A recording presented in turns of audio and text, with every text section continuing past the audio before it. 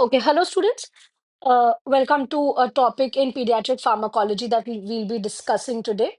It's antifungals that are used in immunocompromised pediatric patients. So, what are the common fungal infections that you see in immunocompromised children? These infections may occur in normal children also, but most likely fungal infections will happen only in children who are immunocompromised.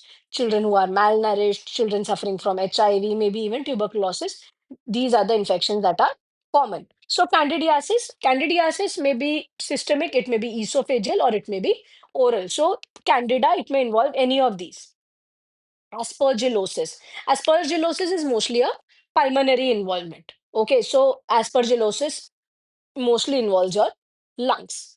Now, cryptococcosis. Cryptococcosis is notorious for causing meningitis in immunocompromised children, especially in children with HIV. Okay, so cryptococcal meningitis is seen in children with HIV. Then histoplasmosis and mucormycosis. Now, these are slightly rare. They are rare, but they are very serious infections. So, these are the infections. Remember, fungal infections are mostly seen in children who are immunocompromised. So, what are the infections that we've seen? Candidiasis, aspergillosis, cryptococcosis, histoplasmosis, and mucormycosis. Now, these are common in leukemia patients. Leukemia patients, because these are patients with malignancies, cancer patients. So, fungal infections are quite common. Bone marrow transplant recipients, because bone marrow transplant recipients are also patients who have severely compromised immunity. So, they are prone to developing fungal infections. Then, HIV infected children. Of course, children suffering from HIV, as we've discussed. Long-term ICU ventilator use. So if they're in the ICU, long-term ventilator use, these children are more prone to and more susceptible for developing fungal infections. Okay. What are the key antifungal drugs? So there are a lot of drugs available in the market, and most commonly in pediatrics, what are the antifungals that we use? Most commonly used, hands down, is fluconazole. So indication, it is mostly used in candidiasis. It may be oral or IV, depending on the severity of the infection. If the infection is very severe, you give IV flucon. Otherwise, an oral flucon syrup formulation is also available. Tablets are also available. So age uses neonates and up, you can give fluconazole.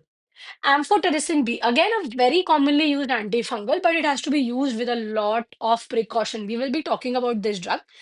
This is a broad spectrum drug, covers a lot of your fungal infections. Okay, and this is given IV. The age uses all ages. We commonly give it in neonates who are susceptible for developing neonatal sepsis. We've read about neonatal sepsis, right? So one common cause of neonatal sepsis in NICUs is also fungal infections. And there, the drug that is most commonly used is amphotericin B because the coverage is for all your fungal strains. Voriconazole. Now, voriconazole acts against aspergillosis. IV oral formulations both are available, but these are given in children only above 2 years of age. Then caspofungin. When you have invasive candidiasis, what is invasive candidiasis? Systemic candidiasis, or if there is esophageal candidiasis, you use this drug caspofungin. Very less used. IV formulation for more than 3 months of age children. And then itraconazole. Now, itraconazole indications are histoplasmosis, prophylaxis, and given orally for more than 6 months of age. So, itraconazole, caspofungin, voriconazole, less used, but fluconazole and amphotericin B, very commonly used in pediatrics. Dosing and monitoring. So, Flucon, what is the dose? It has to be given in IV oral formulation and it has to be given like a daily dosing. So, fluconazole has to be given every day. Hepatic monitoring is needed. So, the metabolism is through the liver. So, your hepatic monitoring is very essential. Amphotericin B, liposomal form preferred, less nephrotoxicity. So there are forms available for amphotericin B, and the liposomal form is more commonly used. Okay. And it causes much lesser nephrotoxicity. However, you have to do therapeutic drug monitoring for this drug as well. You have to send creat because it deranges your RFT. Monitor renal functions and electrolytes. Voriconazole, this antifungal, you require TDM.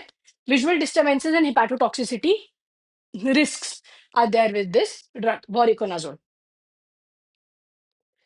Now, drug of choice based on infection.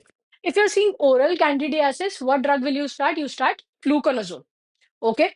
Systemic candidiasis, we've already seen amphotericin B. Now, amphotericin B, as we've discussed, it has it acts against most fungal infections. So, amphotericin B or caspofungin for your systemic candidiasis. Pulmonary aspergillosis, what do you use? Voriconazole. Voriconazole is used in pulmonary aspergillosis. Meningeal cryptococcosis, amphotericin B plus another drug called as flucytosine. These two drugs are used. Now, prophylaxis post-transplant. Post-transplant, all these children who've received a bone marrow transplant, they're immunocompromised. And what drug do you put them on? You mostly start them on fluconazole or itraconazole. What are the clinical relevance of the drugs? OPD, IPD basis. OPD, prophylaxis in post-chemotherapy or transplant children. Treat mild mucosal candidiasis with oral fluconazole. So, fluconazole is the only antifungal that is written very commonly in your outpatient practice. Prophylaxis in post-chemotherapy or in transplant children. You give flucon and you give it for a longer period of time as a prophylaxis also. IPD use IV amphotericin B or echinocandins. What are the echinocandins? Like your caspofungin, microconazole in the ICU. Then what do you have to monitor? Therapeutic drug monitoring has to be done. Regular LFTs, RFTs are essential during the treatment. Now, antifungals, the problem with them is that there may be significant side effects. Okay, hepatotoxicity is most commonly seen in drugs with in drugs like voriconazole and itraconazole. So you will see deranged liver enzymes, and hence liver function tests are repeatedly done when you have started the child on voriconazole. Nephrotoxicity, amphotericin B. So amphotericin B is known for causing, and especially when you're giving it for a long time. Now, fungal drugs, no, antifungal drugs are given for longer periods of time, and hence there is a higher risk of causing hepatotoxicity or renal toxicity. Electrolyte imbalances to monitor potassium and magnesium. In amphotericin, when you're using amphotericin B, the child is more likely to get hypokalemia. So you have to monitor that religiously, and you also have to monitor your magnesium levels. Drug interaction. So when you're giving other drugs, when you're giving it to an immunosuppressed child, you're not going to give it alone. There may be other drugs that are going on, right? So especially your uh, chemotherapeutic drugs and other drugs that you're giving. So drug interactions have to be noted. Immunocompromised children are at a higher risk for developing fungal infections. That's right. Drug selection depends on the fungal type. So what do? You actually take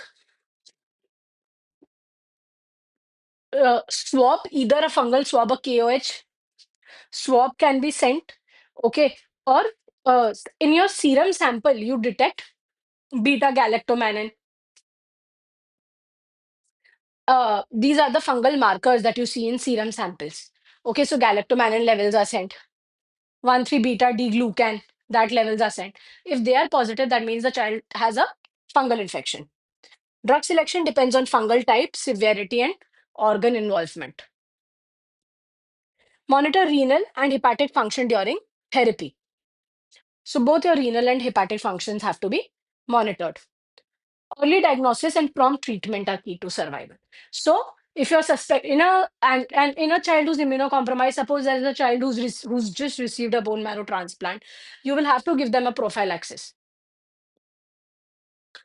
for uh, your antifungals. That's all. Thank you.